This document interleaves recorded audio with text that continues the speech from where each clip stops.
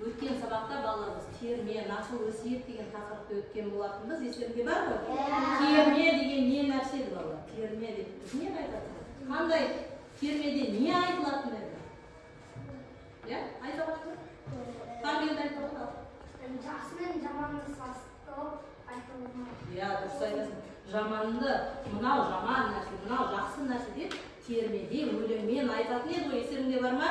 Терме сөзі нені білдіретін еді? Түбірі не терменің? Түбірі не еді? Қандай сөзден шықты? Терме деген. Тер деген сөзден шықты. Тер деген.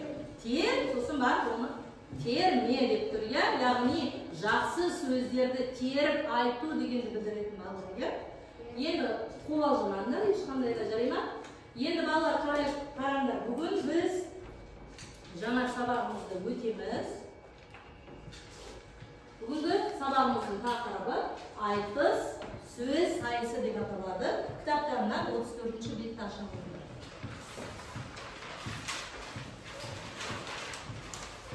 Айтыс сөз сайысы. 34-ші бет, балалар, 34-ші бетті ашыңыз. Аштық па? Дәптерлеріңізге тақырыпты айтыс сөз сайысы деп. Білімді болсаңдар, яғни өз мұраттарына жетесіңдер. Сондықтан бала қазір видеоны көргенде мұқият қарайық.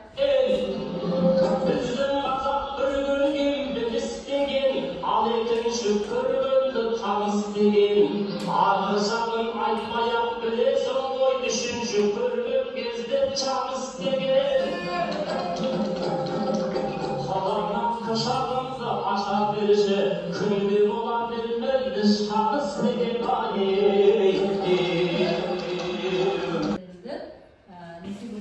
білуге болады. Жарай ма? Енді қараңыздар балалар. Яғни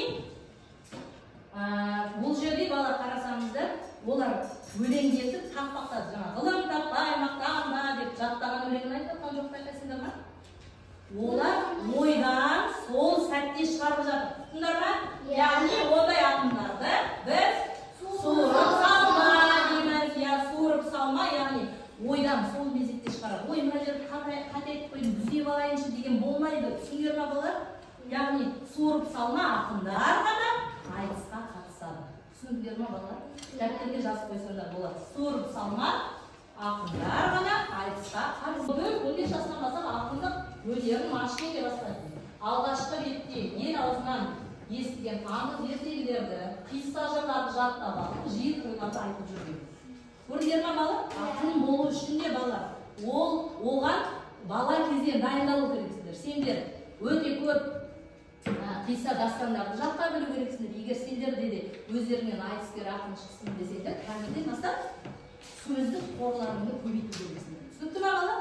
Көп кітап оқу керексіңдер. Сендер сөзге шешен болу керексіңдер. Сол кезде мүмкін сіздерден де суырып салма ақындар шығуы мүмкін. Түсіндер ма? Секілді мәселелер кеңінен қозғалғандығында Біржан мен Сарайтысы кеңес кезеңіне дейінгі осы өнердің ішінде көркемдік қуаты жоғары жыр додасының бірі. Мұны өлеңнің мінсіз құрылысы, буындардың, бунақтардың сәйкестігі, ұйқастардың үйлесімділігі секілді айтыс пішінін құрайтын бөліктер айқын аңғартады. Айтыс мазмұнын аша түсетін әдеби тілді құбылту, ажарлау, айшықтаудың алынған түрлі тәсілдер шебер қолданылған. Мәселен, Біржан, қанды көз май жеп алғы шағиықпын, сен түгіл қасқыр көрсем бірақ шайнар деп, өзін қыран бүркітке теңесе сара. Қамысты терең көлдің соқсырының, қаңғыған ілдіргенін қаршыға деп, өзін кез келген жыртқышқа алдыра қоймайтын сақ құс соқсыр үйірікке балайды. Яғни ақындар өз өлеңдерінде көркемдік бейнелеуіш құралдарды мақсаттарына сәйкес іріктеп, шебер пайдалана білген. Біздің мектеп тамаша. Тамаша. Жарайсың, отыра ғой. Ал сен, Айзере, асығамыз? Асығамыз барғанша. Барғанша, дұрыс айтасың, ары қарай. Мұрагер, қамқор. Қамқор бол. Жоқ, қамқор бол бұл қызға, сен жол. Бұл жерде біз ешқандай сөз қоймаймыз. Ары қарай, кім айтады? Ұстаздары. Ана қыз айтады, сен айтады. Ұстаздары қандай дейді? Жаңаша. Жаңаша дейді. Көрдіңдер ма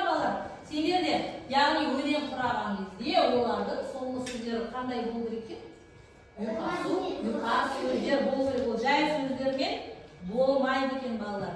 Енді жаңа біз балалар айтыстың түрлеріне тоқталдық, иә? Ол жаңа бәрі айтыс туралы айтты, қайым айтыс, түрі айтыс, сүре айтыс, жұмбақ айтыс, қыз бен жігіт айтысы, жар айтысы деген айтыстың түрлері бар екен балалар. Енді сіздер әдебиет сабағынан білесіздер, иә? Аяны біздің, аяны. Иә, қандай жұмбақ? 366 анасы,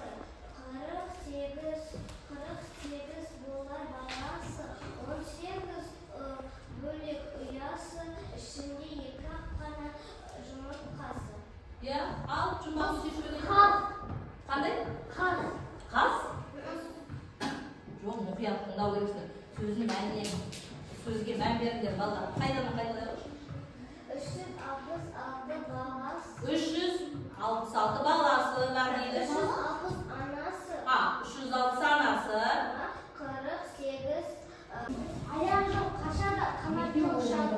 Аяғы жоқ, қашады дейді. Қанаты жоқ, ұшады. Дұрыс айтып тұрмақ не дейді? Дұрыс па? Жел дейді. Дұрыс па? О, міне тапты. Қыздарға тағы да міне қоралары жалғастырылды тағы, иә?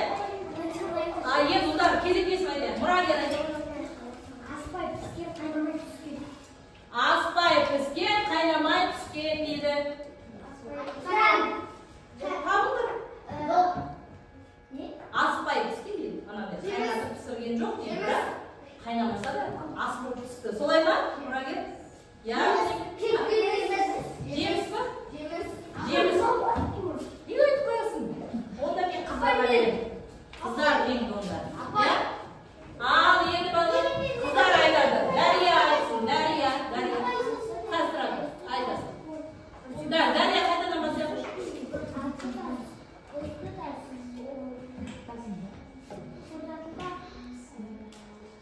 Скена.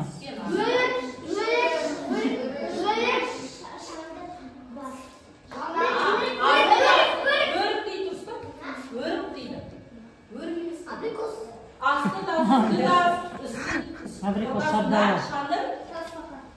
Тасбақа ой, қыздар өздері құйып тауып қойды, иә?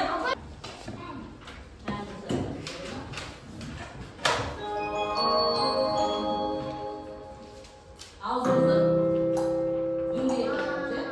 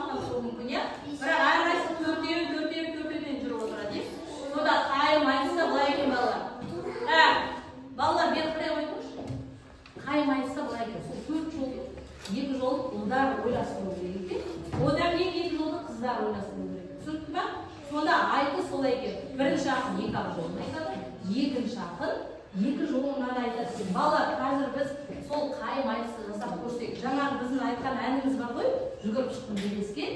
Соны қайым айтыс бетінде жасап көрсек қалай қарайсыңдар? Келісіңіз бе?